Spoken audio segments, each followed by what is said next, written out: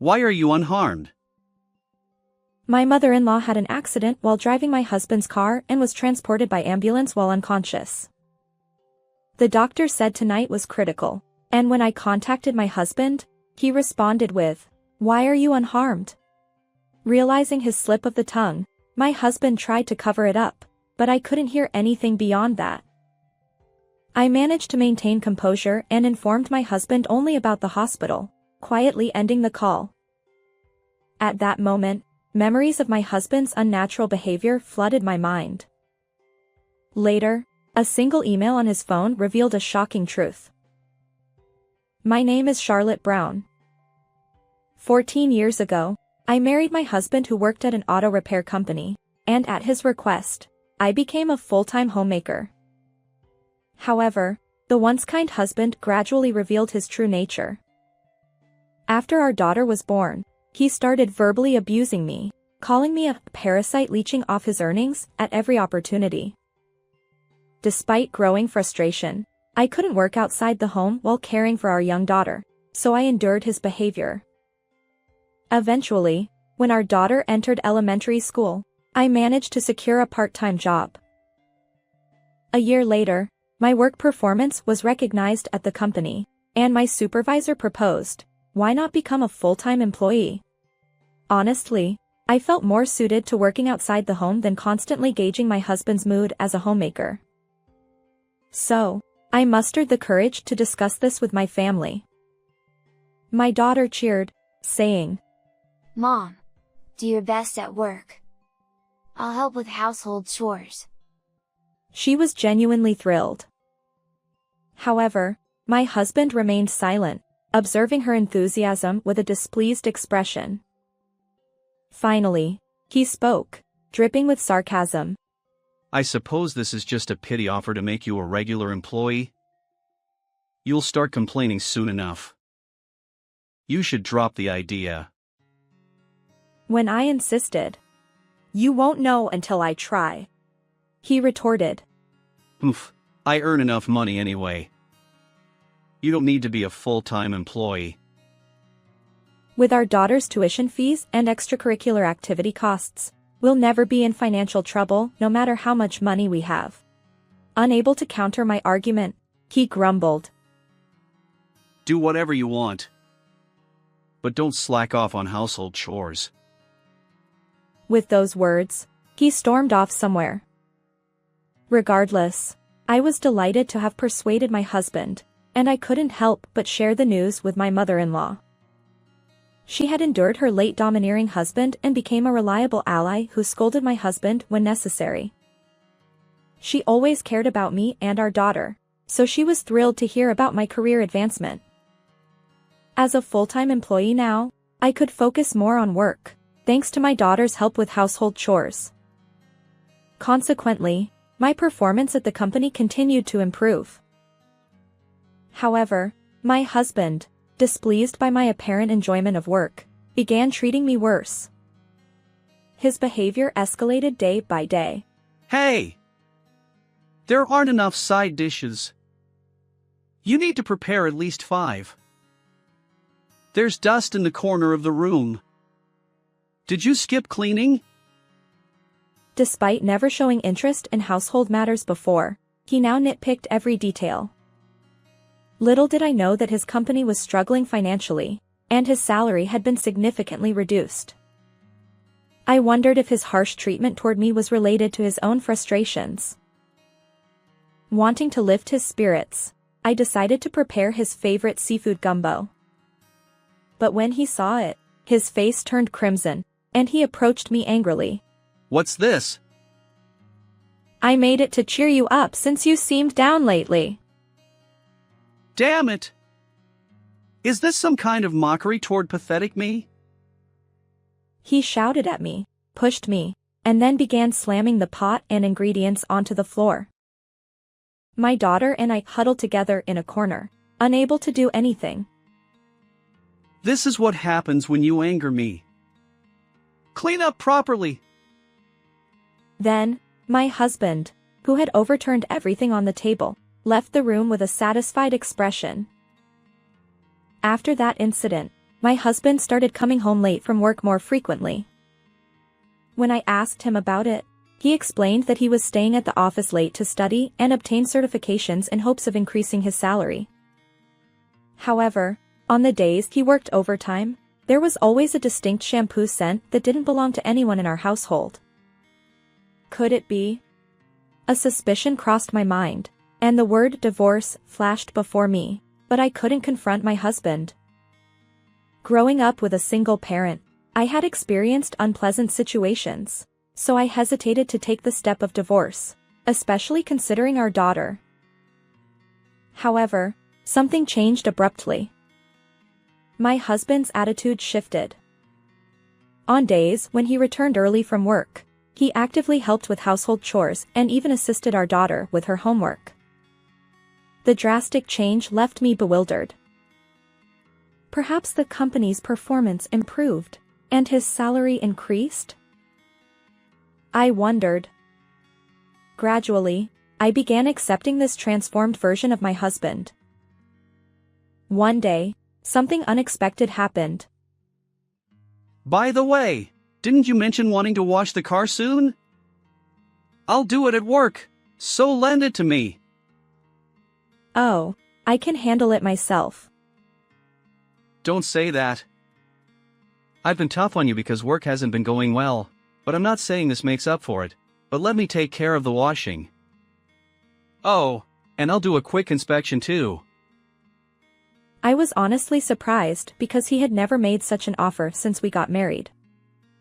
However, when I looked into his sincere eyes, I decided to ask for his help. You need a car for shopping and other things, right? Since the inspection will take about a week, go ahead and use my car during that time. I can manage with my bicycle for commuting and shopping. No. Rainy days can be tough for shopping. Use it without hesitation. Given his strong attachment to cars due to his profession, I hesitated to drive his car, fearing any mishaps. Yet, he persistently encouraged me. Despite feeling slightly uneasy about it, I eventually accepted the keys he practically forced upon me. Still, I couldn't bring myself to drive his car, so even after 2 days of borrowing it, I continued commuting and shopping by bicycle. One day, my mother-in-law visited our home with souvenirs from a trip. Since I had a weekday off, I invited her inside, and we sat down for tea. During our conversation, my mother-in-law mentioned that she wanted to take the souvenirs to a friend who lived in the neighboring town. She asked if she could borrow my car for this purpose. Since my mother-in-law doesn't own a car, she occasionally borrows mine. However, on that particular day, the car available at home was not my usual one. It was my husband's. I explained this to her, but my mother-in-law insisted. It's only about a 30-minute round trip, so it'll be fine. She got into my husband's car and drove off. However, an hour passed, and she still hadn't returned. Why hasn't she called? She always does when she's running late. As I waited, wondering if she was engrossed in conversation with her friend, the home phone suddenly rang. When I answered the phone, thinking it might be my mother-in-law, it turned out to be the police. They informed me that my mother-in-law had been driving and mistakenly hit the gas instead of the brake, crashing into a nearby convenience store. Fortunately, there were no casualties, but my mother-in-law was in critical condition and unconscious, taken to the hospital. I immediately tried calling my husband, but he didn't answer. In a panic, I rushed to the hospital. However, the doctor's words there were cruel. This is the turning point tonight. My mind couldn't process the sudden situation, but I knew I had to contact my husband. I called him repeatedly until he finally picked up. However, his response was beyond belief. Why are you unharmed? I was dumbfounded. He quickly backtracked, claiming he was too shaken. But his shocking words left me speechless. I relayed the hospital's name to him and hung up quietly. Earlier, what was that all about? The suspicion toward my husband lingered in my mind, but there were more pressing matters. Lying on a hospital bed in the emergency treatment room was my mother-in-law, connected to numerous tubes and IVs. Her painful appearance left me speechless. Despite the doctor's diligent efforts, my mother-in-law never regained consciousness and peacefully passed away. She was such a kind soul. The moment I learned of her passing, I collapsed in tears right there. An hour later, my husband arrived at the hospital with our daughter. They, too, sobbed alongside me, mourning the loss of my mother-in-law. I observed from a distance as they grieved, but my attention shifted to my husband's phone, casually placed nearby. Just then, a timely message appeared on the screen, and the short text caught my eye. My heart skipped a beat. Did the plan succeed? Indeed, the message explicitly stated that. What is this?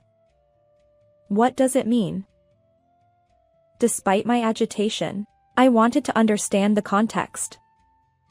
So, I pretended nonchalance and handed the phone to my husband. Hey, someone sent you a message. His eyes widened in surprise as he snatched the phone from my hand. Why are you so flustered? His response was evasive. Oh, thanks. It might be something urgent. I'll check it outside. With those words, my husband hurriedly grabbed his phone and left for somewhere. As much as I wanted to tail him, I couldn't leave our still-crying daughter behind. The following day, my mother-in-law's funeral was conducted solemnly, and afterward, the police investigation concluded that the cause of her accident remained unknown. Gradually, daily life returned to normal, but I couldn't shake off the nagging feeling about the content of that email from before.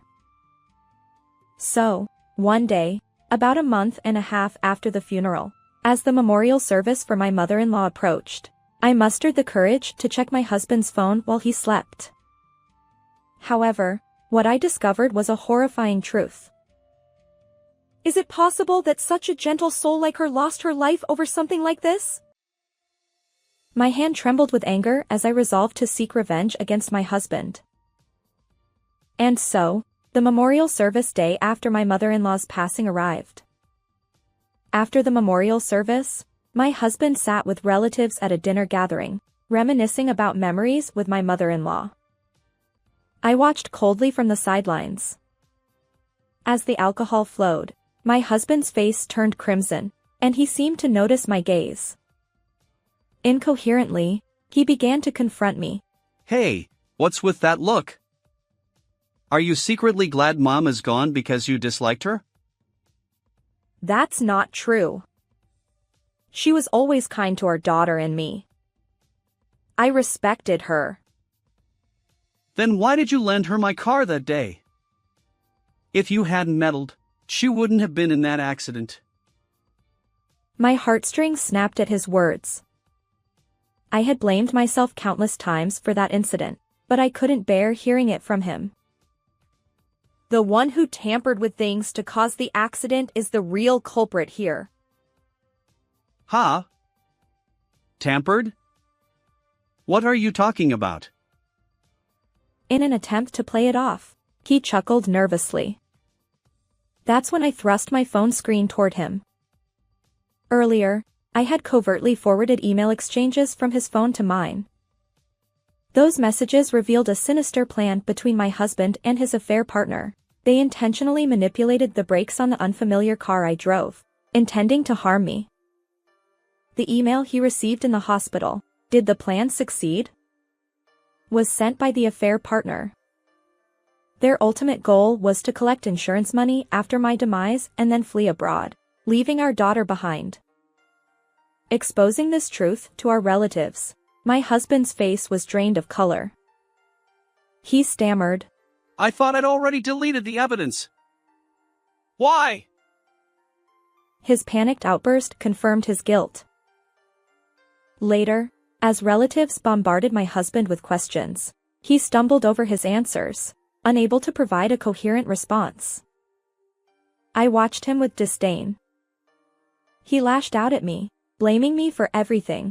Hey! It's all your fault that things turned out like this. Do something! Isn't it all your fault? I'm going to tell the police everything, and you'll face the consequences. As I reached for my phone to report the incident, my husband finally realized the gravity of the situation. Sweat poured down his forehead. Wait! I'm also grieving the loss of my mother, you know! Please don't report me! I'll break up with my affair partner. Mom wouldn't want to see me get arrested by the police. Even if you break up now, it won't bring Mom back. Besides, she'd want you to pay for your actions. Mom would never say that. He lunged at me, but relatives restrained him. I proceeded to make the call. Just before they loaded him into the police car, he tearfully apologized, but my resolve remained unshaken. Afterward, I divorced my husband. The evidence I had became decisive, leading to the arrest of both him and his affair partner. Their malicious act of tampering with the car resulted in the loss of a life, and they are now facing approximately 10 years in prison. As for the $20,000 compensation I demanded from them, the affair partner's parents and my ex-husband's relatives each paid their share. When they re-enter the outside world, they'll be expected to repay it. On the other hand, I moved to a slightly distant place with my daughter, starting a new life. Despite our busy schedules with work and studies, we support each other and live happily. How did you find this story? If you enjoyed it, consider subscribing to our channel. Until next time.